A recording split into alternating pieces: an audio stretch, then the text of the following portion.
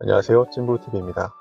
매일 쏟아지는 수없이 많은 부동산 뉴스들 중에서 투자자들이 꼭 알아야 할 것만 추리고 모아서 알려드리는 오늘의 부동산 리딩타임 시작하겠습니다. 이번 시간에는 지난주에 정부에서 발표한 수도권 가계부채 관리 방안에 대한 시장 반응에 대해 말씀드리겠습니다. 첫 번째는 신축, 갭투자 못한다? 입니다. 지난주 정부의 부동산 규제 발표에 많은 분들이 당황했었는데요. 그중 세입자의 전세 보증금을 가지고 잔금을 치르는 이른바 소유권 이전 조건부 전세 대출에 대해 기존 청약 담청자들의 불만이 쏟아졌습니다. 서울 메이플자이 아파트 무순이 청약 기억하시죠? 시세는 40억이 넘었는데 분양가가 24억이 되어서 전 국민 청약설이 돌 정도로 많은 분들이 청약을 했습니다. 당시 전세 시세가 16억 원이어서 8억 정도만 있으면 20억의 차익을 기대할 수 있었는데요. 하지만 이번 대책 발표로 인해 세입자가 전세 대출을 받을 수 없게 되어 잔금 납부에 차질이 생기게 됐습니다. 메이플 단지 외에도 많은 단지들이 같은 상황에 처해 있는데요. 이에 대해 정부 관계자는 계약금만 들고 이익을 내기 위해 청약시장에 뛰어드는 악순환의 고리를 끊어야 한다라고도 했습니다. 보통 규제가 나오면 규제가 나온 이후의 거래에 대해서만 적용하는데 이번 대책은 기존 분양 단지들까지 포함되다 보니 시장에서 불만이 나오고 있는 상황입니다.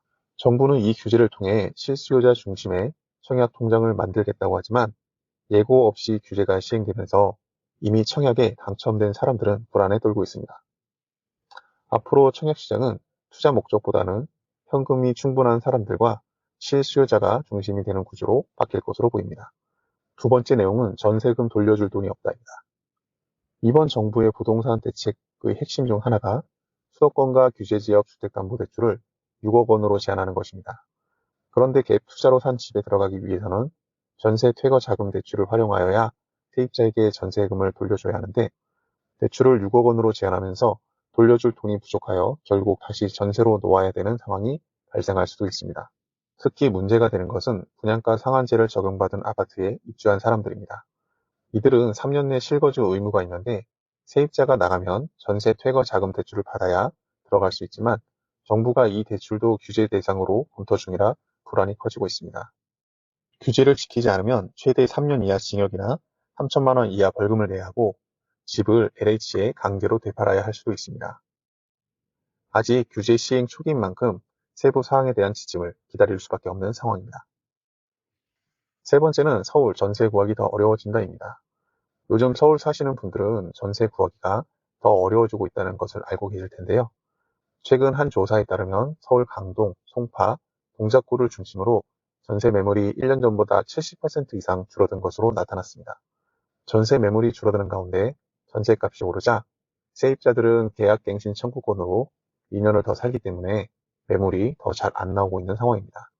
곧 가을 이사철과 내년 학교 입학 시즌이 다가오는데 전세 매물은 없고 입주 물량도 올해보다 30% 줄어들어 전세 대란이 올 수도 있습니다. 게다가 이번 부동산 대책으로 전세 대출 규제까지 시작되어 세입자들이 대출을 받기도 어려워졌고 갭 투자도 어려워지면서 전세 공급은 더욱 줄어들 것으로 예상됩니다.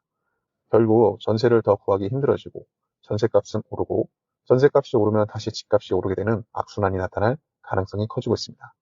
이번 부동산 대책으로 시장이 어수선한 상황인데요.